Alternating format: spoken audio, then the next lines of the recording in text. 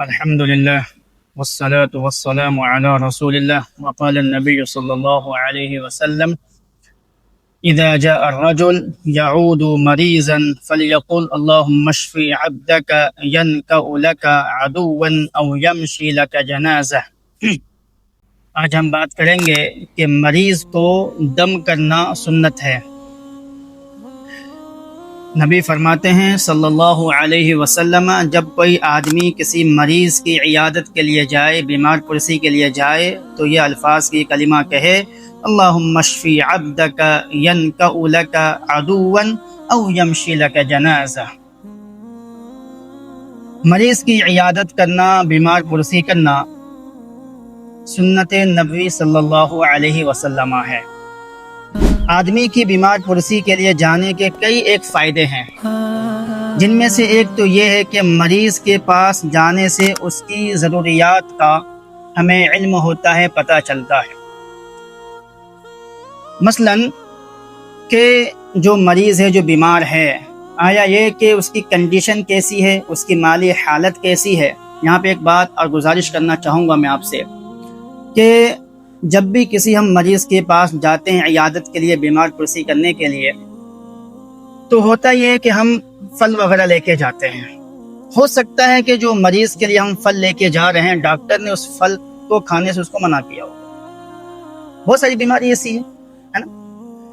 میری گزارش آپ سے یہ ہے کہ جب بھی کسی مریض کی عیادت کے لیے یا بیمار پرسی کے لیے آپ جا رہے ہیں، خصوصاً ایسا مریض جو مالی حالت جس کی کمزور ہے، جو کیا ہے، غریب ہے، مسکین ہے، محتاج ہے، یتیم ہے، بیوہ ہے، سماج کے کمزور لوگ ہیں، ایسے لوگوں کو آپ کی پھل کی ضرورت سے کہیں زیادہ آپ کی امداد کی ضرورت ہے۔ ہم ہوتا یہ ہے میرے ساتھیوں کہ ہم شادی بیاہ ہم جب کسی کے جاتے ہیں تو ہم لفافہ لے کے جاتے ہیں اور وہاں جا کے اپنا نام کے آگے پیسہ لکھواتے ہیں۔ اب سمجھیں یہاں پہ جو میں کہنا چاہ رہا ہوں، آپ سے گزارش جو کرنا چاہ رہا ہوں، جس کے گھر میں شادی ہے وہ 1 سال 2 سال پہلے سے اپنی بیٹی کی تیاری کرتا ہے، اس کو اس وقت میں آپ کی پیسے کی ضرورت ہوتی نہیں ہے۔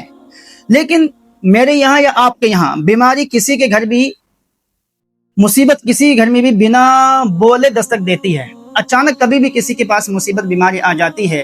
اب ایسے میں اگر کسی غریب کے ہاں ایسی بیماری نے دستک دے دی ہے جو لا علاج ہے، جو ایسی بیماری ہے جس میں علاج جس کا بہت مہنگا ہے، اب جس غریب کے ہاں کھانے کے واندے ہیں، بیچارے کے ہاں، وہ علاج کروائے کہ اپنا پیٹ بھرے؟ علاج نہیں کروائے تو جان جاتی ہے، علاج کرواتے تو گھر میں بھوکے مرتے ہیں۔ ایسے میں سماج کے جو طاقتور لوگ ہیں، جس کو اللہ رب العالمین نے مال دولت سے نوازا ہے، ان سے میں خصوصاً یہ گزارش کروں گا، خصوصاً یہ کہ آپ کے خاندان کے کسی فرد کا، آپ کے سماج کے، آپ کے محلے کا کسی ایسے آدمی کا یا کسی ایسی بہن اگر کوئی بیمار ہوتی ہیں یا ہوتے ہیں، تو آپ سے گزارش ہے پھل کی جگہ آپ لفافہ لے کے جائیں، اس وقت ان کو آپ کی امداد کی ضرورت ہے۔ یہ گزارش ہے آپ سے، اس پہ امید ہے کہ ہم سب عمل کریں گے انشاءاللہ۔ دیکھیے ابھی بتایا میں نے کہ جب ہم کسی مریض کے پاس جاتے ہیں، اس کو ضرورت کیا ہمیں پتہ چلتا ہے۔ نیز کیا ہے کہ جب مریض کے پاس اس کے اپنے قریبی رشتہ دار، دوست، احباب جب جاتے ہیں تو مریض ان کو دیکھ کے کیا ہے، ایک خوشی محسوس کرتا ہے نا، اس کو اچھا فیل ہوتا ہے، اس کو سکون ملتا ہے، اس کی بیماری آدھی وہی ختم ہو جاتی ہے۔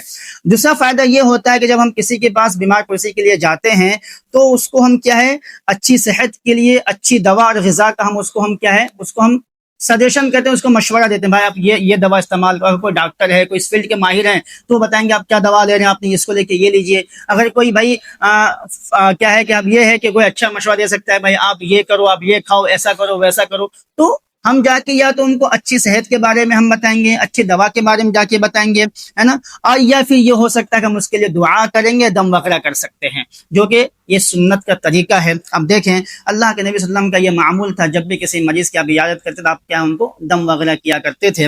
اب دیکھیں ایک مرتبہ جبریل علیہ السلام اللہ کے نبی کے پاس آتے ہیں اور کہتے ہیں کہ اے محمد آپ کیا بیمار ہیں؟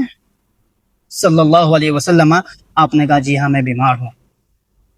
جبریل امین علیہ السلام نے اللہ کے نبی صلی اللہ علیہ وسلم کو ان کلمات کے ذریعے سے آپ کے اوپر کیا دم کیا، کون سا؟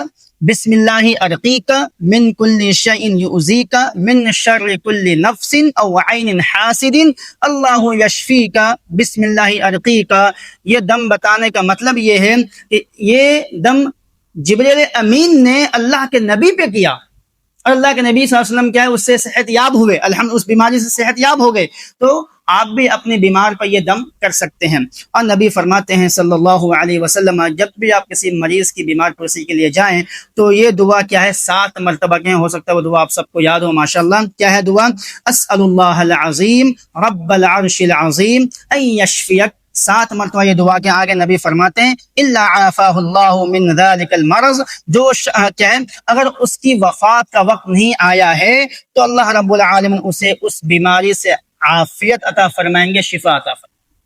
کتنی پیاری دعا ہے، دعا یاد کر لیجئے، اسأل اللہ العظیم رب العرش العظیم ان یشفیک، کتنا مرتبہ؟ 7 مرتبہ ہمیں کہنا ہے۔ اسی طریقے سے میرے ساتھیوں ایک صحابی رسول صلی اللہ علیہ وسلم نے اللہ کے نبی صلی اللہ علیہ وسلم سے یہ شکایت کی، کس کی شکایت کی؟ کہ نبی صلی اللہ علیہ وسلم میرے جسم میں تکلیف ہو رہی ہے، میرے جسم میں تکلیف ہو رہی ہے۔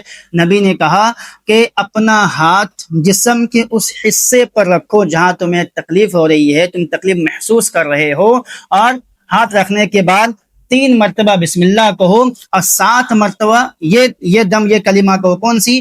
اعوذ بعزت اللہ وقدرتہ من شر ما اجد واحاذر۔ ساتھیو یہ کچھ دم کے کلمات ہیں، رقیہ کے کلمات ہیں، جو ہمیں اپنے مریض کے پاس جب بھی ہم جائیں تو یہ ان کلمات کے ذریعے ان پہ دم کریں۔ ان کلمات میں اللہ رب العالمین نے اتنے فائدے رکھے ہیں، اتنے تاثیر رکھے ہیں اللہ رب العالمین نے کہ مریض کیا ہے آپ کے دم کرنے سے کیا ہے وہ صحت یاب ہو جاتا ہے، شفا یاب ہو جاتا ہے۔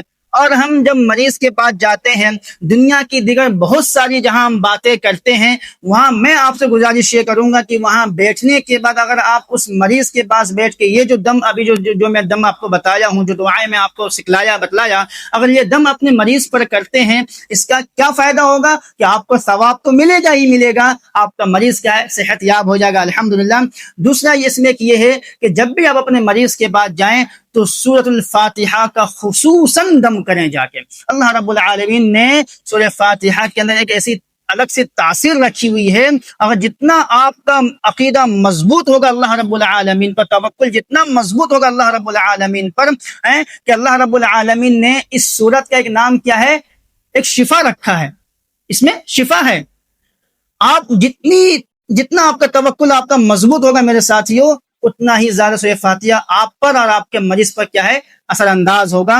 جتنا زیادہ ہو سکے اپنے مریض پر کیا ہے سورہ فاتحہ کا دم کریں، اور جو دم میں نے آپ کو ابھی بتائے ہیں ان سب دم کا کیا ہے اہتمام کریں۔ اس میں سے ایک دعا یہ بھی ہے اللہم رب الناس اذھب الباس واشفی انت الشافی لا شفاء الا شفاؤک شفاء لا یغادر سقما۔ ایک دعا یہ بھی ہے جب بھی ہم کسی مریض کسی بیماری کو دیکھیں تو ہم کیا کہیں؟ لا بأس طہور انشاءاللہ، لا بأس طہور انشاءاللہ۔ یہ کیا ہے؟ اسلامی آداب ہیں کسی مریض کے پاس جانے اور وہاں بیٹھنے، ان سے ملنے کے۔ اور بیچ میں جو میں نے آپ سے شروع میں جو میں نے آپ سے کیا ہے ایک گزارش کی، جب بھی کسی غریب اور مسکین اور محتاج کے آپ عیادت کے لیے جا رہے ہیں، بیمار پرسی کے لیے جا رہے ہیں، تو پھل کے بجائے میں سمجھتا ہوں کہ آپ لفافہ لے کے جائیں، اس وقت وہ آپ کا اس چیز کا زیادہ حقدار ہے۔ آخر میں اللہ رب العالمین دعا رب العالمین احکم الحاکمین مجھے اور تمام آپ تمام ساتھیوں کو رب العالمین آج کے کہیں بھی تمام باتوں پر اللہ ہم سب کو عمل کی توفیق عطا فرمائے، آمین۔ السلام علیکم ورحمۃ اللہ وبرکاتہ۔